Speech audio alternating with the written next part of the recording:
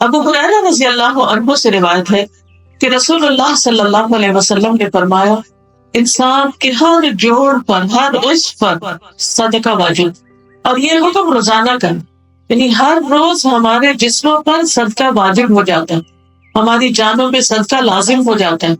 ہم عام طور پر صدقہ کب نکالتے ہیں؟ جب بیمار ہو جاتے ہیں، حالانکہ یہ صدقہ ہر روز کے لیے لازم ہے جب تک سورج طلوع ہوتا رہے۔ اب صدقہ ادا کیسے کیا جائے؟ فرمایا دو آدمیوں کے درمیان عدل کرنا بھی صدقہ، یعنی انصاف کی بات کرنا، کسی کو جانور پر سوار ہونے میں مدد فراہم کرنا، یعنی کسی کو گاڑی میں بیٹھنے میں مشکل ہے تو اس کو اوپر چڑھا دینا، اس کا ہاتھ پکڑ لینا یا اس کا سامان پکڑ لینا، یہ کسی بھی طرح اس کے لیے سہولت پیدا کرنا، یا اس پر کسی کا سامان لادنا بھی صدقہ ہے، اچھی بات بھی صدقہ ہے، اور وہ قدم جو نماز کے لیے مسجد کی طرف اٹھتا ہے وہ بھی صدقہ، اور راستے سے تکلیف دہ چیز کا ہٹا دینا بھی صدقہ۔ عام طور پر ہم یہ سمجھتے ہیں کہ شاید صرف مال خرچ کرنا ہی صدقہ، جبکہ یہ سارے کام جسم سے تعلق رکھتے ہیں، کیونکہ جسم کا صدقہ دینا ہے نا، اپنے ہر عضو کا صدقہ دینا ہے، تو اس کے لیے کیا کرنا ہوگا؟ اپنے ہر عضو کو استعمال کرنا ہوگا، کام کرنا ہوگا، حرکت کرنی ہوگی، اپنے جسم سے، اپنی جان سے، اپنی صلاحیتوں سے فائدہ اٹھانا ہوگا اور دوسروں کو فائدہ پہنچانا ہوگا، تب یہ صدقہ ادا ہوگا۔ خود غرضی کی زندگی بسر کرنا، صرف اپنے لیے جینا، صرف اپنے من میں رہنا، صرف اپنا مطلب، اپنا الو سیدھا کرنا، صرف اپنے ہی کام کرنا اور کسی اور کی کچھ بھی مدد نہ کرنا، یہ درست نہیں۔ اس سے جسم کا صدقہ ادا نہیں ہوتا، کیونکہ اللہ تعالیٰ نے ہمیں جو بھی نعمت دی ان میں سے ہر نعمت کی پوچھ ہے، ہر نعمت کے بارے میں سوال کیا جائے گا، تو اسی طرح ہمارے جسم کے بارے میں بھی ہم سے سوال کیا جائے گا کہ اس جسم کو کس کام میں گلایا۔ قیامت کے دن انسان کے قدم حشر کے میدان سے اٹھ نہ سکیں گے جب تک 5 باتوں کا جواب نہ دے، اور ان میں سے ایک یہ ہے وَأَنْ جِسْمِهِ فِيمَا أَبْلَاهُ، کہ اس نے اپنے جسم کو کس چیز میں گلایا یا کھپایا، کہاں تھکایا، کس کام میں خرچ کیا۔ تو آپ سب دیکھیے کہ آپ کا جسم کس چیز میں تھکتا ہے۔ روز آپ سب تھکتے ہیں، لیکن کس چیز میں تھکتا ہے؟ کیا صرف اپنے ذاتی کام کر کے، یا پھر کوئی لوگوں کی خیر اور بھلائی کا کام کر کے بھی آپ تھکتے ہیں؟ تو ان میں سے چند ایک مثالیں اس حدیث میں بیان کی گئی ہیں، اور کچھ مثالیں دوسری احادیث سے ہمیں پتہ چلتی ہیں کہ جسم کا صدقہ کس طرح ادا کیا جا سکتا ہے۔ ایک اور حدیث میں آتا ہے، نبی صلی اللہ علیہ وسلم نے فرمایا تم میں سے جو آدمی صبح کرتا اس کے ہر جوڑ پر صدقہ لازم ہے، یعنی ہر روز صبح جب ہوتی، سورج جب نکلتا ہے تو ہمارے اوپر ایک قرض آ جاتا ہے جس کو ہمیں اس دن میں چکانا ہے، تو ہر مرتبہ سبحان اللہ کہنا صدقہ ہے۔ اب یہ زبان ہل رہی ہے اللہ کے ذکر میں، تو زبان سے آپ صدقہ دے رہے ہیں، کیسے؟ کیا کر کے؟ سبحان اللہ کہنا، ہر اچھی چیز دیکھ کے، ہر نعمت کو دیکھ کے سبحان اللہ پڑھنا۔ مثلاً آپ گھر سے نکلے ہیں، راستے میں کئی اچھی چیزیں دیکھ رہے ہیں، اپنے ہاتھوں کے اوپر نظر جاتی کہ شکر اللہ نے ہاتھ سلامت رکھے ہیں، تو مختلف نعمتیں دیکھ کر اللہ تعالیٰ کی تعریف بیان کرنا، سبحان اللہ، الحمدللہ کہنا، کیونکہ ہر مرتبہ الحمدللہ کہنا بھی صدقہ، ہر نعمت کو یاد کر کے الحمدللہ کہیں، اور ہر مرتبہ لا الہ الا اللہ کہنا بھی صدقہ۔ سوچئے دن میں ہم کتنی بار لا الہ الا اللہ کہتے ہیں؟ ہم سمجھتے ہیں شاید جب مسلمان ہوتا ہے کوئی تو اس وقت لا الہ الا اللہ پڑھنا ہوتا ہے، اور اس کے لیے بس اتنا پڑھنا ہی کافی، جبکہ خواب میں بھی روزانہ انسان کو لا الہ الا اللہ پڑھنا چاہیے، خاص طور پر لا الہ الا اللہ وحدہ لا شریک لہ لہ الملک ولہ الحمد وہو علی کل شیء قدیر۔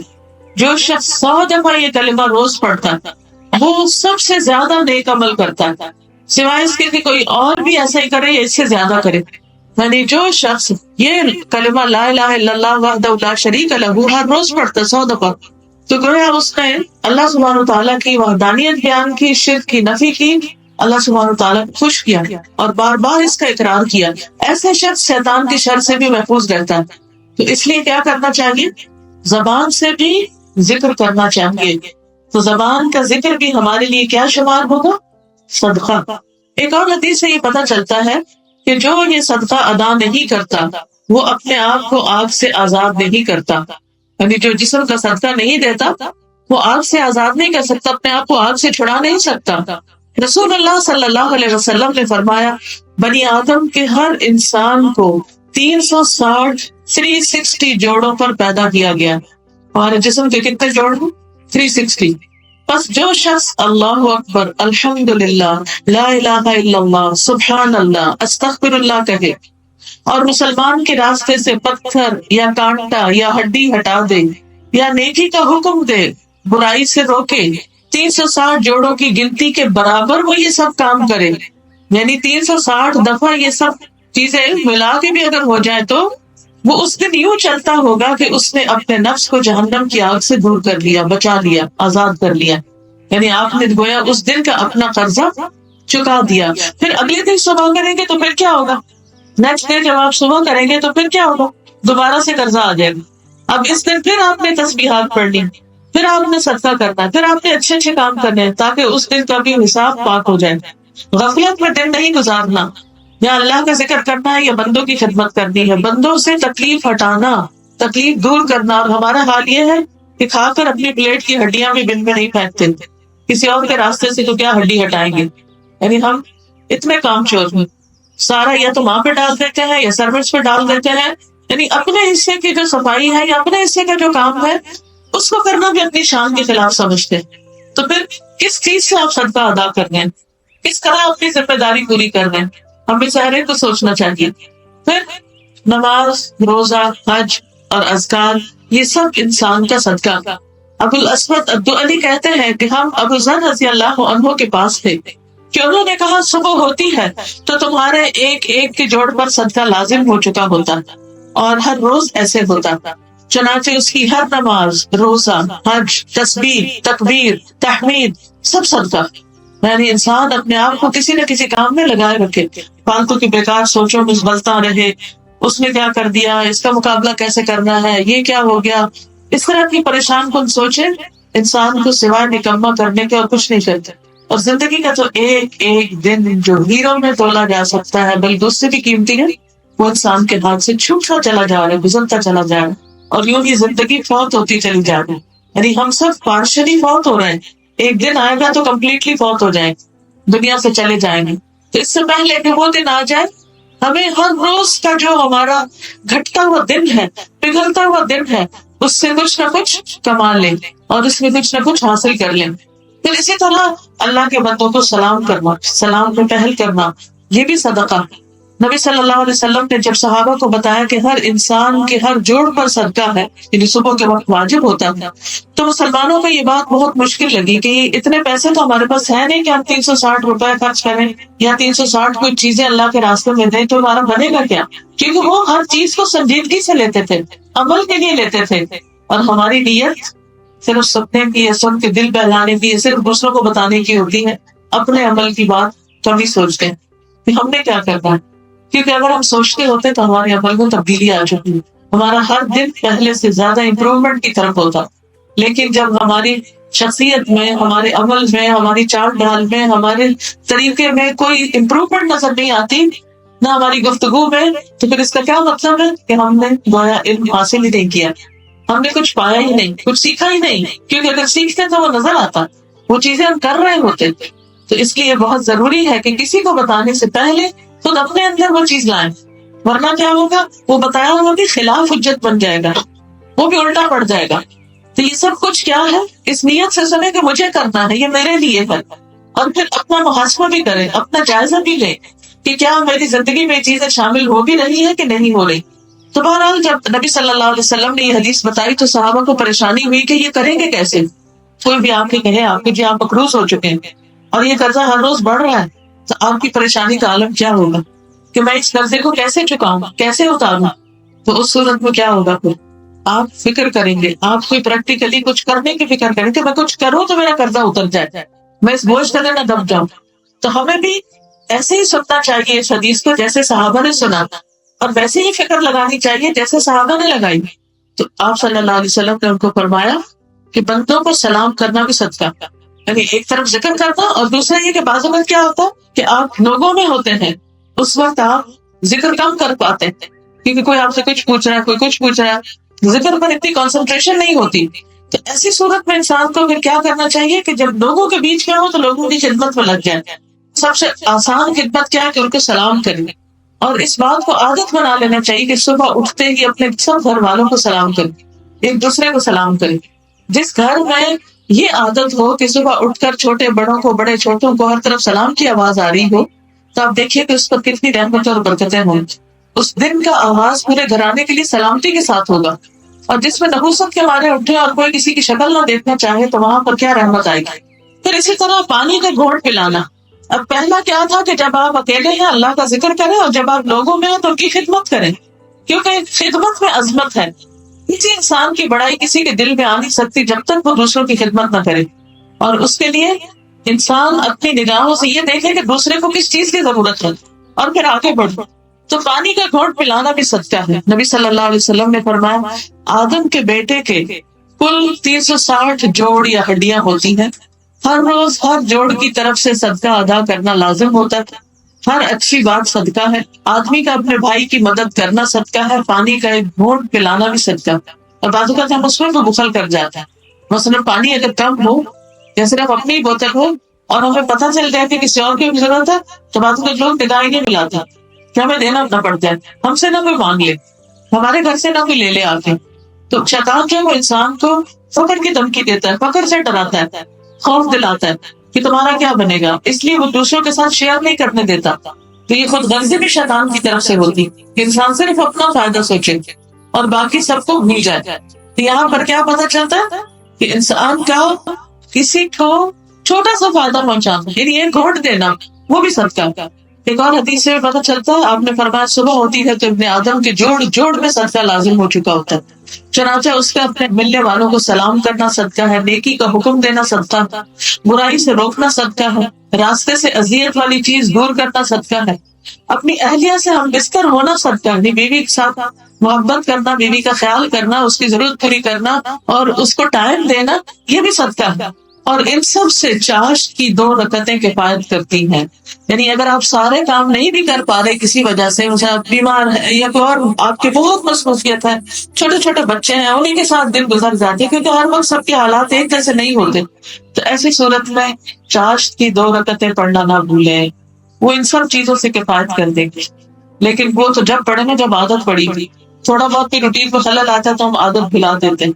تو آئندہ سے آپ نے 2 نفل جو ہیں سورج چڑھنے کے بعد کے، یعنی وہ ٹائم وسیع ہوتا ہے، سورج نکلنے کے 15 منٹ بعد سے لے کر ظہر ہونے سے 15-20 منٹ پہلے تک آپ ان کو پڑھ لیں۔ افضل تو یہی ہے کہ انسان اسی وضو کے ساتھ جس سے فجر پڑی ہے اس کے بعد ذکر کرتا رہے، اور جب چاشت ہو جائے تو نفل پڑھ کے اٹھے۔ لیکن اگر آپ کے بہت اور کام ہیں، بچے چھوٹے ہیں، کئی ذمہ داریاں ہیں، آپ کو کہیں نکلنا ہے پڑھنے پڑھانے کے لیے، تو آپ اتنی دیر بیٹھ نہیں سکتے مصلی پر، تو اس صورت میں جو بھی سورج نکلے 15 منٹ کے بعد آپ اپنے نفل ادا کر لیں۔ گھر سے نکلے تب بھی، گھر میں ہو تب بھی، سمجھے آپ نے پہلا اپنا صدقہ دیا پھر کام شروع کیا۔ جب اپنا صدقہ آپ دے دیں گے تو پھر اس کے بعد آپ بے فکر ہو جائیں، پرامن ہو جائیں گے، پرسکون ہو جائیں گے، اور آپ کیا ہوگا، آپ کے دل میں مجھے کوئی چیز نقصان نہیں دے سکتی، بیماری نہیں آئے گی مجھ کو، کیونکہ میں نے صدقہ دیا ہوا۔ کیونکہ صدقہ بلاؤں کو ڈالتا ہے، صدقہ آپ کو مشکلات سے بچاتا ہے، آپ کے لیے ڈھال بن جاتا ہے، آپ کے لیے مصیبت آنے کے راستے میں رکاوٹ بن جاتا ہے۔ تو آپ اپنے جسم کا صدقہ دینا نہ بھولیں۔ اس حدیث سے ایک اور بات بھی پتہ چلتی ہے کہ نبی صلی اللہ علیہ وسلم کوئی ڈاکٹر نہیں تھے، سرجن نہیں تھے، اناٹمی نہیں پڑھی تھی آپ نے، جوڑوں کو گنا نہیں تھا، اس وقت کوئی ایسا طریقہ نہیں تھا۔ تو آج کی طب اس بات کی تحقیق کرتی تو واقعی 360 جوڑا انسان کی، تو یہ وحی کے ذریعے آپ کو بتایا گیا تھا اس خالق اور رب کی طرف سے جس نے انسان کو بنایا، اور وہ انسان کو خود انسان سے بڑھ کر جانتا تھا۔ تو بہرحال آپ کوئی بھی کام کریں، ہر نیکی کا کام جو ہے کل معروف صدقہ۔ اب اس حدیث میں خاص طور پر جن چیزوں کا ذکر آیا ہے اس میں سب سے پہلی چیز لوگوں کے درمیان صلح کرانا، جھگڑے نپٹانا، یہ صدقہ بتایا گیا۔ یعنی لوگوں کے درمیان تعلقات کی اصلاح کرنا، اور اس کے لیے کیا ضروری ہوتا ہے، دونوں کے ساتھ خیر خواہی کرنا۔ اصلاح کبھی نہیں ہو سکتی جب آپ صرف ایک گروپ بن جاتے ہیں، پارٹی بن جاتے ہیں اور صرف ایک طرف کی بات سنتے ہیں، یہ صرف ایک طرف سے ہمدردی رکھتے ہیں۔ کیونکہ جو شخص خود انصاف نہیں کر رہا اپنے اندر، وہ دوسروں کے ساتھ کیا کرے گا، اور جب تک انصاف نہیں کرے گا تو صلح کیسے ہو سکتی۔ اب یہ ہے کہ ہو سکتا ہے آپ جج نہ ہو، آپ کسی ایسے مقام پر نہ ہو کہ جہاں آپ سے کوئی رجوع کرے کہ آپ ان کے جھگڑے کو صلح کرا دیں، میاں بیوی کے درمیان یا کوئی اور 2 دوستوں کے درمیان کوئی اختلاف ہو گیا ہے۔ تو ایسی صورت میں آپ دیکھیے کہ خواتین ہونے کے ناطے سارا دن بچے آپ کے سامنے گھر میں کیا کرتے ہیں، چھوٹے بچے بھی اور بڑے بچے بھی آپس میں کسی نہ کسی بات پر ٹکراتے رہتے ہیں، لڑائی جھگڑا کرتے رہتے ہیں۔ تو ایسی صورت میں ایک کو دوسرے میں ترجیح نہ دینا، اور ان کو ان کے فائدے کی بات بتانا اور اچھی نصیحت کرنا اور ایسا ماحول پیدا کرنا کہ جس سے وہ آپس میں اصلاح کر سکے، یہ بھی ایک صدقہ۔ اور ابو درداء سے مروی ہے کہ رسول اللہ صلی اللہ علیہ وسلم نے فرمایا، کیا میں تمہیں نماز، روزہ اور زکوٰۃ سے افضل درجے کا عمل نہ بتاؤں؟ صحابہ نے عرض کیا، کیوں نہیں؟ نبی صلی اللہ علیہ وسلم نے فرمایا، آپس میں صلح کرانا، جبکہ لوگوں میں پھوٹ اور فساد ڈالنا دین کو موڑنے والی چیز ہے۔ اچھا، فساد کس سے ہوتا؟ قرآن مجید میں اللہ سبحانہ تعالیٰ نے کھل کے بتا دیا کہ فساد کہاں سے شروع ہوتا ہے۔ سورۃ بنی اسرائیل میں اللہ تعالیٰ فرماتے ہیں، قل لعبادی یقولوا التی ہی احسن ان الشیطان ینزغ بینہم۔ قل لعبادی، کہہ دیجیے میرے بندوں سے، یقولوا کہ وہ کہا کریں، التی ہی احسن، وہ بات جو زیادہ اچھی ہو، زیادہ خوبصورت ہو، زیادہ بھلی ہو، زیادہ بہترین ہو۔ کیوں؟ کیونکہ انسان جب اچھی بات نہیں کرتا تو پھر کیا ہوتا ہے؟ فساد ہوتا ہے۔ آپ جتنے بھی جھگڑے ان سب کی تہہ میں جائیے، جتنے بھی جھگڑے ہوتے ہیں، مثلا آپ اپنے اوپر لے کر دیکھیے اس کو، اگر آپ کا اپنی امی کے ساتھ کوئی اختلاف اور جھگڑا ہے، اپنے بھائی کے ساتھ ہے، اپنے کسی دوست کے ساتھ ہے، ہمسائے کے ساتھ ہے، کسی کو ورکر کے ساتھ ہے، کہیں پر بھی ہے، گھر میں ہے یا باہر ہے، اس کی روٹ کاج پہ جائیے، پیچھے جائیے کہ شروع کہاں سے ہوا تھا؟ سخت بات سے۔ بس ہم ہر روز صبح اٹھتے ہیں، بڑے اچھی موڈ میں اٹھتے ہیں، تھکاوٹ اتری بھی ہوتی ہے، آرام کیا ہوا ہوتا ہے، اٹھتے ہیں خوشی خوشی کچن میں آتے ہیں، ناشتہ بن رہا ہے، ٹیبل لگ رہی ہے، چھٹی کا دن ہے، سب آ رہے ہیں، بچوں کو بھی بلا لیا، ہسبینڈ وائف بھی بیٹھے ہیں، سب ٹیبل پہ بیٹھ گئے، سب خوش ہیں۔ اتنا میں ایک بچے کا ہاتھ سے گلاس چھوٹ جاتا ہے، اور پانی یا چائے یا دودھ کچھ بھی چیز پھیل جاتی، ہمارا فوری ری ایکشن کیا ہوتا ہے اس وقت؟ آپ امیجن کیجئے کہ جھگڑا کہاں سے شروع ہوتا ہے؟ گلاس گر گیا بچے سے، کون ماں ہے جو اس وقت خاموشی اختیار کرے یا آنکھ بند کر لے یا اس کو ایک معمولی بات سمجھے یا ہونے والی بات ہی ہو گئی، بس اتنی ہی کافی ہے، اس کو کیا اچھالنا؟ یا بچے کو الٹا تسلی دے، ڈونٹ وری، کوئی بات نہیں، میں سمیٹ لوں گی، میں ہوں نا، میں سمیٹ لیتی ہوں۔ ہم اس وقت سب کچھ بھول کر کہ پورا خاندان اکٹھا ہے، سب محبت کی باتیں کر رہے ہیں، شکر ہے آج چھٹی کا دن ہے، سب کو ایک دوسرے کا منہ دیکھنا نصیب ہوا، صبح ہر بچہ اپنے اپنے اٹھ کے اسکول چلا جاتا ہے، آج اللہ نے اتنی بڑی نعمت دی ہے، اس وقت کی قدر کریں۔ اب کیا ہے، آپ اس وقت غصے میں آ کے ڈانٹنا شروع کر دیتی اس بچے کو، اب اس بچے کا موڈ آؤٹ ہو جاتا ہے، وہ کیا کرتا ہے، اپنا کھانا پینا چھوڑ کر اٹھ کے اپنے کمرے میں چلا جاتا ہے، اور سارا دن اسی طرح آپ کے دل میں بھی پریشانی اور اس کے دل میں بھی پریشانی۔ اگر آپ اس وقت صرف اپنی زبان کنٹرول کر لیتی تو یہ سارا دن آپ کا خراب نہ ہوتا، کیونکہ ہوتا کیا ہے، ایک جملہ، ایک لفظ، ایک بات جو ہم غصے میں نکالتے ہیں، صرف اس وقت اندر کی آگ جو شیطان کی طرف سے ڈالی گئی ہوتی ہے اس کو ٹھنڈا کرنے کے لیے، تو آپ دیکھیے جب وہ آگ باہر نکلتی ہے اور پھیلتی ہے تو کیا نہیں جلا دیتی، کہاں تک اس کے اثرات نہیں جاتے۔ پھر کیا ہوا، دودھ ہی تھا نا، اللہ نے نصیب میں نہیں لکھا تھا، اس نے گرنا ہی تھا، وہ گر گیا، کوئی بات۔ برتن ہے، ٹوٹنے کے لیے بنا نا، کون سا برتن ہمیشہ سدا باقی رہتے؟ سب برتن ٹوٹتے ہیں، سبھی ٹوٹ جاتے ہیں۔ کیا آپ کی نانی کا سیٹ پڑا ہوا ابھی تک جو وہ استعمال کرتی تھی؟ کہاں گیا وہ؟ آپ کی امی کا وہ بھی کہیں ادھر ادھر ہو گیا، آپ کا بھی ہو جائے گا۔ بچے کا دل زیادہ قیمتی، اور بعض اوقات بعض خواتین تو یہ بھی لحاظ نہیں کرتی، اگر شوہر سے کچھ ہوگا تو اس کے ساتھ بھی بدتمیزی شروع کر دیں گی بچوں کے سامنے۔ اللہ نے مرد کو حق پر قوام بنایا ہے اور اس کی عزت لازم ہے۔ جو عورت اپنے شوہر کی عزت نہیں کرتی وہ کبھی بھی سکھ نہیں پا سکتا، اس کا کوئی مقام نہیں ہوتا، نہ بچوں کی نظر ہوتا ہے، نہ شوہر کی نظر میں، نہ سسرال کی۔ اور اسی طرح اگر شوہر بدتمیزی کرتا ہے، بد اخلاقی کرتا ہے، تو اس کی بھی قدر و عزت بچے کے دل سے، آس پاس کے جو سرونٹس ہوتے ہیں اور لوگ ہوتے ہیں گھر میں، سب کے دل سے نکل جاتی ہے۔ یہ کس قسم کا انسان ہے جس کو معاملہ ہی نہیں کرنا آتا، اوپر سے کوئی نہ بھی بولے لیکن دل میں تو ایک رائے قائم ہو جاتی ہے۔ تو کیا تھا اگر ہم چوٹ لگنے پر زبان روک لیتے؟ کوئی اتنی بڑی بات تھی؟ تھوڑی دیر کی بات تھی نا، بس گزر جاتی، طوفان ٹل جاتا، اس کے بعد سب سکون ہو جاتا ہے۔ آپ کے چیخنے چلانے سے، بدتمیزی کرنے سے نہ دودھ واپس آ سکتا ہے، نہ گلاس واپس آ سکتا ہے، اور نہ ہی بچے کی تربیت ہو سکتی۔ زیادہ سے زیادہ آپ اس کو کیا کہہ سکتے کہ بیٹے جب کھانا کھاؤ تو گلاس کنارے پہ رکھنے کی بجائے اپنے الٹے ہاتھ رکھ لو، تاکہ دائیں ہاتھ سے جسے کھانا لے رہے ہیں دے رہے، ٹکرا کے کوئی چیز گر نہ جائے، یا جو بھی کوئی وجہ ہوئی ہے اس کو بتا دی جائے۔ کیونکہ شیطان اس وقت جب دیکھتا ہے نا کہ سارے پیار محبت سے بیٹھے تو جل جاتا ہے۔ صبح کے وقت ابلیس جو ہے وہ اپنے لشکر بھیجتا تھا کہ لوگوں کے درمیان فساد ڈلوائیں، فتنے ڈالیں، اور سب سے زیادہ وہ اس سے راضی ہوتا ہے جو سب سے زیادہ فتنے ڈال کے آتا ہے لوگوں میں، سب سے زیادہ لڑائیاں ڈال کے آتا ہے. اور وہ شوہر بیوی کے درمیان، بہن بھائیوں کے درمیان، خون کے رشتوں کے درمیان، کہ جنت میں قاطع رحم داخل ہی نہیں ہوگا. جو رشتوں کو کاٹے وہ جنت میں نہیں جائے گا. لیکن کس طرح شیطان نے بہکایا ہوا لوگوں کو اپنے قابو میں کیا ہوا، خبردار جو تم اپنے رشتہ دار سے صلح کرو، خبردار جو تم اس سے بات کرو، اور کئی تعویلیں کر کے مطمئن کیا ہوا ہے. اور اگر کوئی کوشش بھی کرے صلح کرانے کی تو اس کو موقع ہی نہیں دیتے، باتیں نہیں کرنے دیتے. اور یہ گھر گھر کا مسئلہ ہے. ہم نے اپنا کیا مستقبل سوچا ہوا ہے؟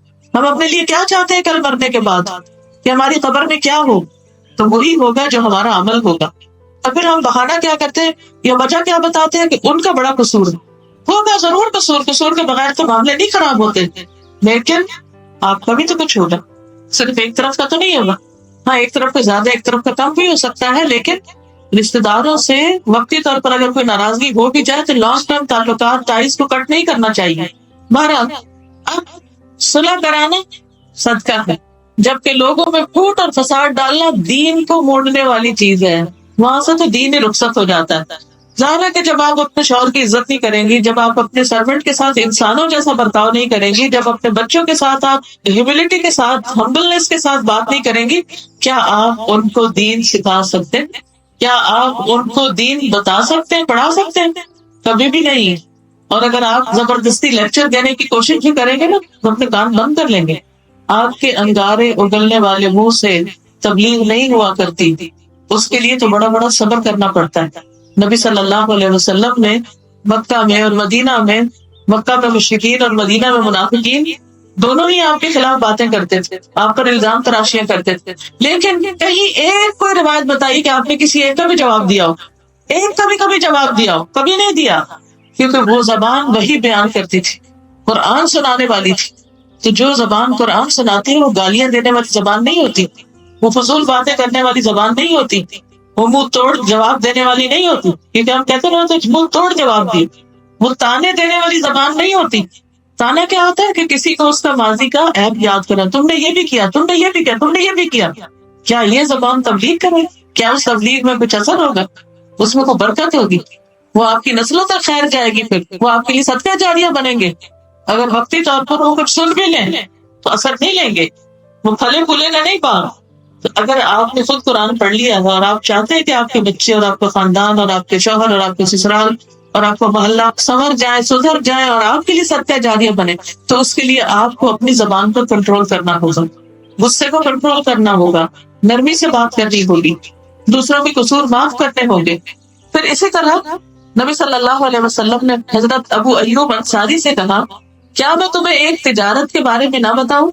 انہوں نے کہا کیوں نہیں؟ آپ نے فرمایا، جب لوگوں میں جھگڑا فساد ہو تو صلح کرا دو، جب وہ آپس میں ایک دوسرے سے دور ہو جائیں تو انہیں قریب کرا دو. جب دوریاں بڑھنے لگے تو انہیں ایک دوسرے کے قریب کر دو. پھر صلح کے بارے میں ایک اور حدیث بھی آتی ہے. سہل بن سعد کہتے ہیں کہ بنو عمر بن عوف میں آپس میں کچھ تکرار ہو گئی، تو بحث چھڑ گئی. تو نبی صلی اللہ علیہ وسلم اپنے کئی صحابہ کو ساتھ لے کر ان کے یہاں ان میں صلح کرانے کے لیے گئے.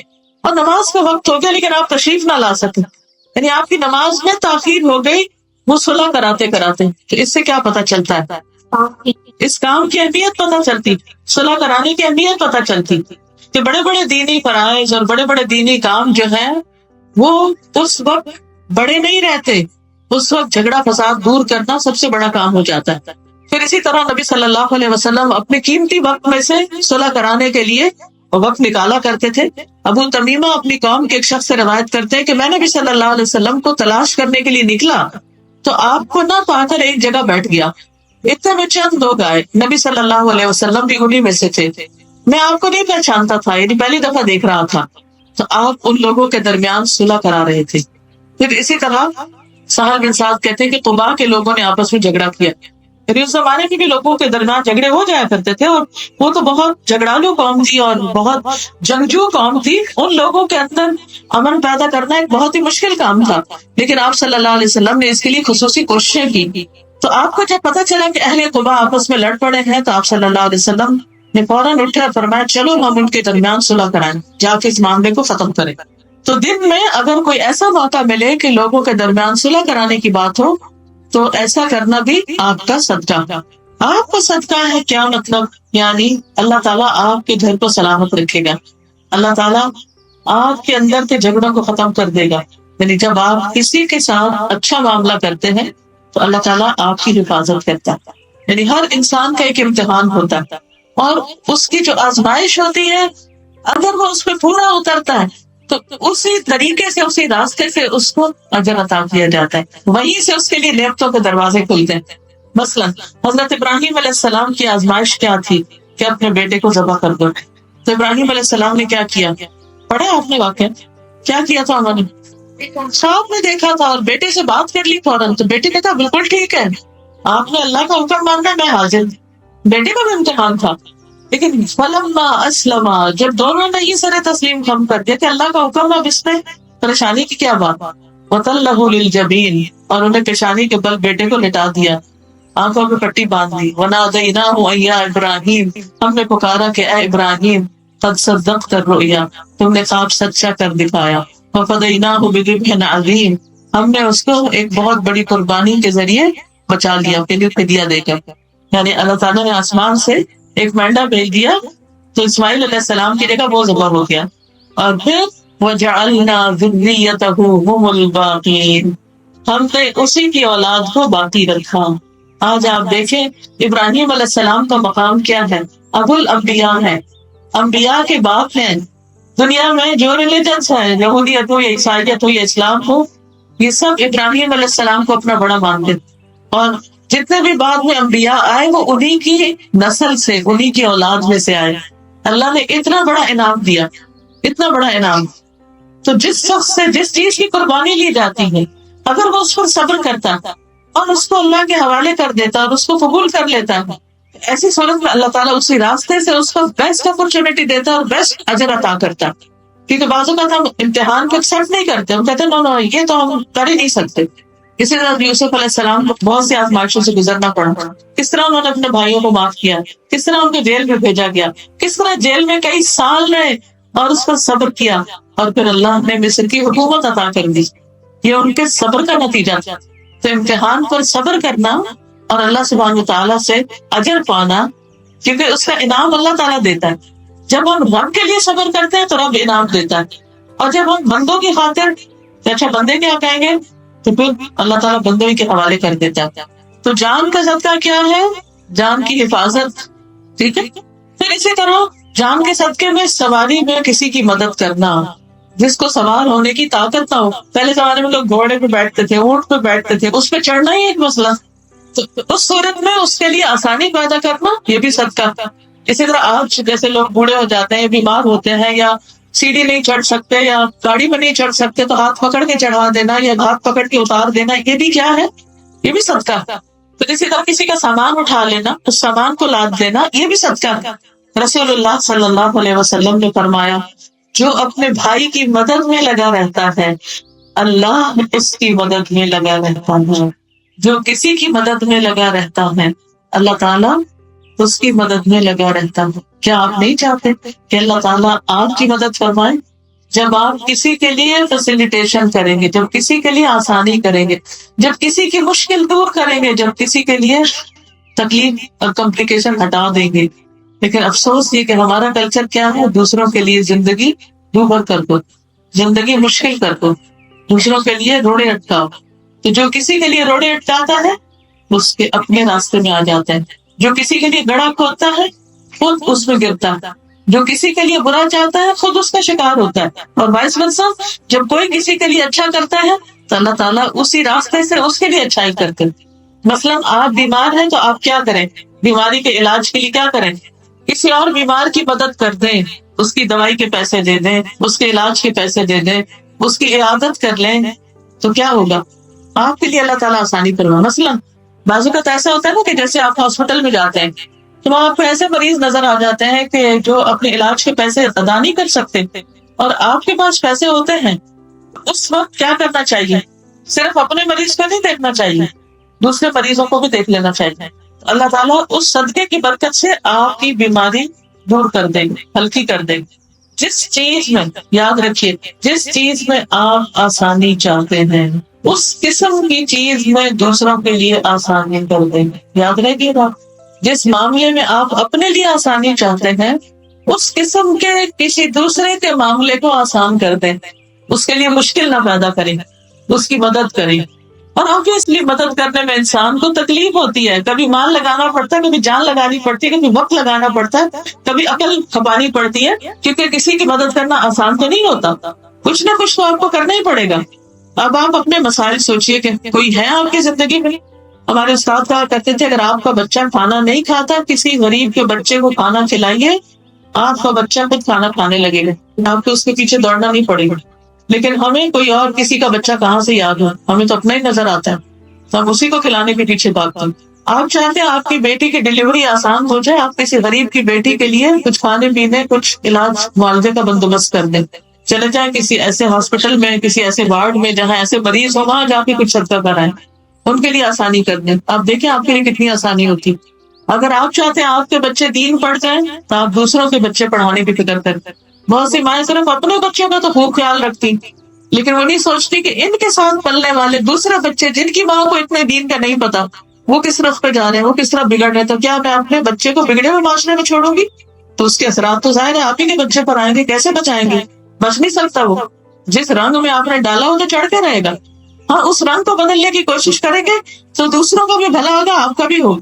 تو یہ تو چند مثالیں میں نے آپ کو دی، لیکن آپ اپنے طور پر اور مثالیں سوچ سکتے ہیں۔ جب آپ کو شدید بھوک لگے تو کسی کی بھوک کا سوچ لیا کریں، تو پتہ نہیں ان کے اوپر کیا گزر رہی ہو۔ تو جس چیز میں آپ آسانی چاہتے ہیں وہ چیز دوسروں کے لیے آسان کر دیں۔ سمپل سا فارمولا، کیونکہ اللہ کا وعدہ ہے جو کسی کی مدد کرے گا اللہ اس کی مدد کرے گا۔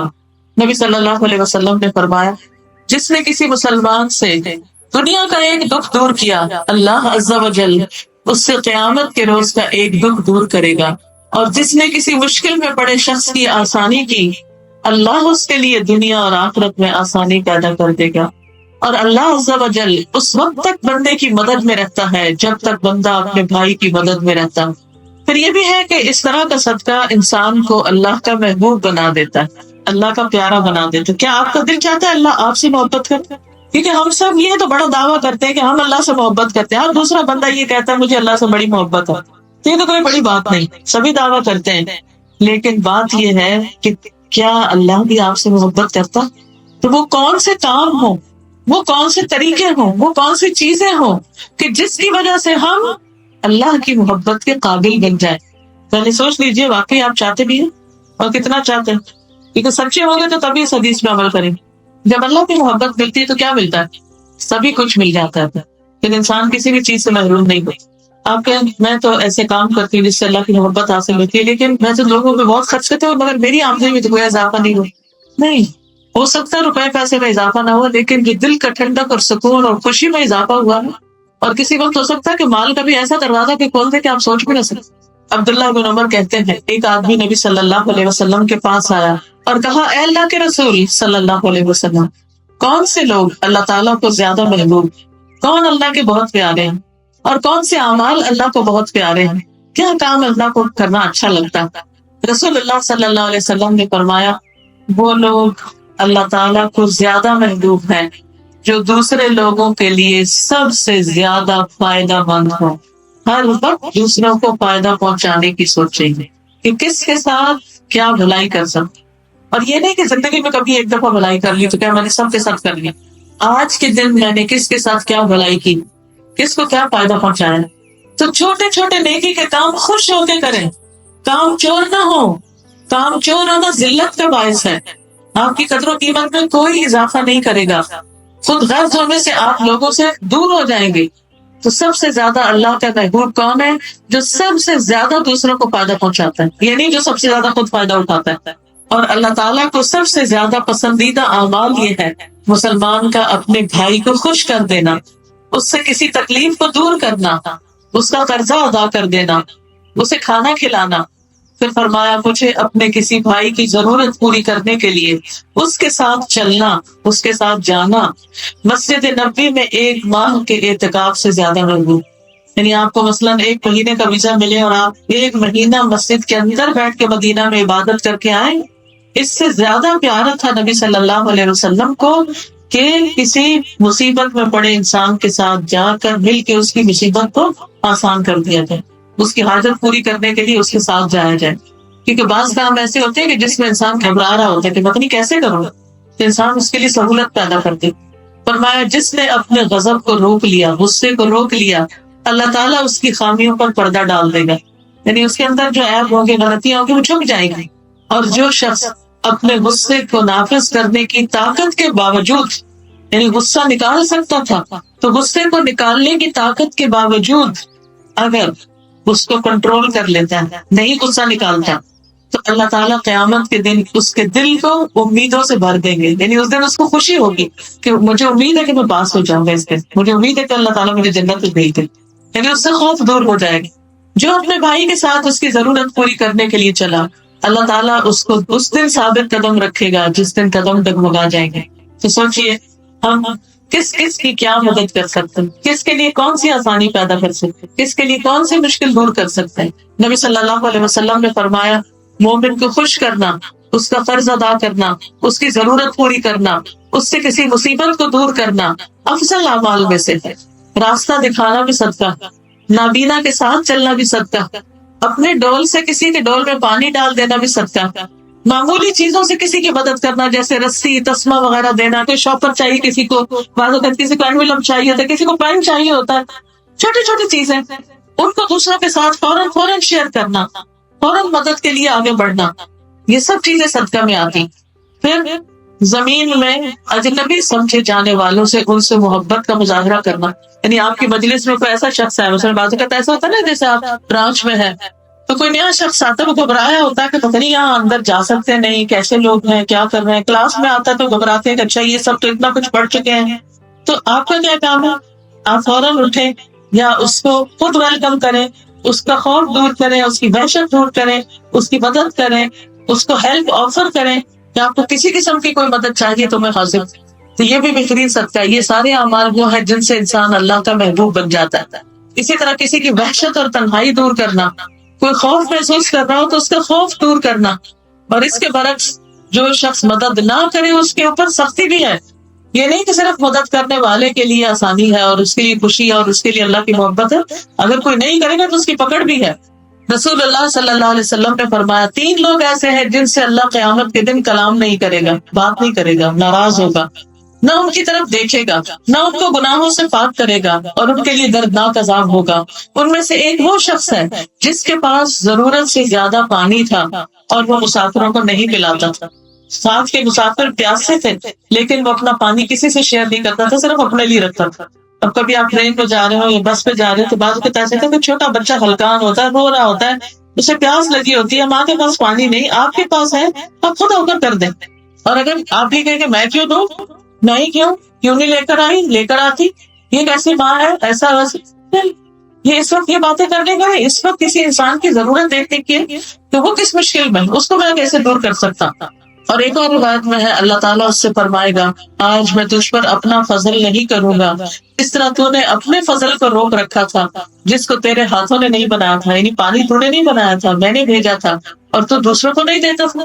اسی طرح کسی کو غلط راستے پہ ڈال دینا، مس لیڈ کرنا، اس پر بھی لعنت کی گئی. جیسے نابینا لوگ، اور نابینا میں ایک ہے نا کہ جو بائے بات یا ویسے آنکھوں کے نابینا ہے، اور کچھ لوگ ایسے تھے جو علم نہ ہونے کی وجہ سے نابینا ہے، یعنی ان کے پاس علم نہیں، سمجھ نہیں، عقل نہیں، اور آپ کو اس چیز کا پتہ ہے تو آپ اس کو غلط گائیڈ کر دیتے ہیں تاکہ وہ پھنس جائے، آگے جا کر مصیبت میں پڑ جائے. تو ایسی صورت میں بھی انسان کو بچنا چاہیے کہ کہیں میں اگر دوسرے کو پھنساؤں گا تو اللہ کی رحمت سے دور نہ ہو جاؤں. اور پھر ہر اچھی بات کہنا کسی سے صدقہ ہے، والکلمۃ الطیبۃ صدقہ. پھر اسی طرح اچھی گفتگو جو ہے وہ سلامتی سے جنت میں لے جانے کا باعث ہے. نبی صلی اللہ علیہ وسلم نے فرمایا سلام پھیلاؤ، اچھی گفتگو کرو، صلہ رحمی کرو، راتوں کو جب لوگ سو رہے ہو تو قیام کرو، تم سلامتی کے ساتھ جنت میں داخل ہو جاؤ. پھر اچھی بات کی وجہ سے جنت میں خوبصورت بالا خانے ہوں گے. آپ نے فرمایا جنت میں ایسے بالا خانے ہیں جن کا اندر کا حصہ باہر سے اور باہر کا اندر سے نظر آتا ہے، یعنی اونچی اونچی عمارتیں گلاس کی. ایک دیہاتی نے پوچھا یا رسول اللہ یہ کس کے لیے، اتنے خوبصورت گھر کس کے ہوں گے؟ فرمایا اس شخص کے لیے جو اچھی بات کرے، ضرورت مندوں کو کھانا کھلائے، جب لوگ رات کو سو رہے ہوں تو صرف اللہ کے لیے تہجد ادا کرے.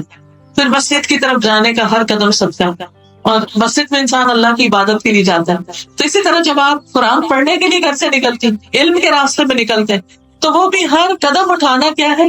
صدقہ ہے انشاءاللہ. ہر قدم پر ایک درجہ بلند ہوتا، ایک گناہ معاف ہو جاتا، 10 نیکیاں لکھی جاتی، آتے اور جاتے دونوں وقت اجر ہوتا ہے. یعنی ایک حدیث سے ہمیں پتہ چلتا ہے کہ رسول اللہ صلی اللہ علیہ وسلم نے فرمایا جو شخص جماعت کے لیے مسجد کی طرف جاتا ہے اس کے ایک قدم پر ایک گناہ معاف ہوتا ہے اور ایک قدم پر ایک نیکی لکھی جاتی ہے. آتے اور جاتے دونوں وقت اس کا یہی حکم. تو اپنے بچوں کو اگر آپ بتائیں گے تو خوشی سے مسجد کی طرف جائیں گے. پھر اسی طرح جس کا گھر مسجد سے جتنا دور ہو اس کے لیے اتنا ہی زیادہ اجر. پھر جنت میں ان کی مہمانی ہوگی، ایسے لوگوں پر آگ حرام ہوگی. اور پھر آخر میں راستے سے تکلیف دہ چیز ہٹانا، کوئی چادر ہو جس سے اٹک سکتا ہو، کوئی جوتا پڑا ہو یا اور کوئی پھسلنے والی کوئی چھلکا وغیرہ ہو، کوئی بھی چیز، کوئی شاخ ہو درخت کی، کوئی کانٹے پڑے ہو، کچھ بھی ہو. یا پھر اگر فزیکل سینس میں نہیں تو کسی کے راستے سے کوئی بھی مشکل ہٹا دینا. کچھ کانٹے فزیکل نہیں ہوتے لیکن ویسے انسانوں کے راستے کی رکاوٹ ہوتے ہیں، ان کانٹوں کو دور کرنا بھی اس میں آ جائے گا انشاءاللہ. آپ نے فرمایا ایمان کی 70 یا 60 سے کچھ اوپر شاخیں ہیں جن میں سب سے بڑھ کر لا الہ الا اللہ کا قول ہے، اور سب سے ادنا کسی تکلیف دہ چیز کو راستے سے ہٹا دینا، یہ بھی ایمان کا حصہ. پھر اسی طرح کسی بھی تکلیف دینے والے عمل سے خود کو روکنا، یعنی بازار میں چلتے ہوئے ہارن بہت نہیں بجانا، شور نہیں کرنا، بہت دھواں نہیں نکالنا گاڑی سے، یا خواہ کو اوورٹیک کر کے دوسروں کو ہراس نہیں کرنا، گاڑی احتیاط سے چلانا. تو یہ ساری چیزیں اسی میں آتی کہ راستے میں تکلیف نہ دینا کسی بھی طرح سے اپنے آپ سے دوسروں کو.